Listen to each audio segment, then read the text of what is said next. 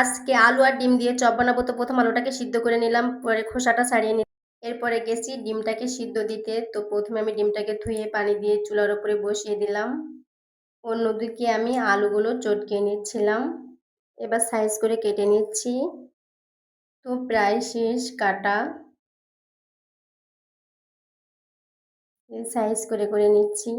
এবার আমি ডিমগুলো উঠিয়ে নেব। বেসনে আস্তে, আস্তে করে আলুগুলো দিয়ে তেলে ছেড়ে দিচ্ছি। আস্তে, আস্তে করে দিচ্ছি। এই যে হয়ে গেছে। এখন উঠিয়ে নেব এক, এক করে। নিয়ে আবার দিচ্ছি। তো এগুলো হয়ে গেছে। এখন আমি ডিমেরটা দিচ্ছি। আস্তে, আস্তে করে তেলের উপরে দিয়ে দেব। এগুলোও হয়ে গেছে, উঠিয়ে নিলাম।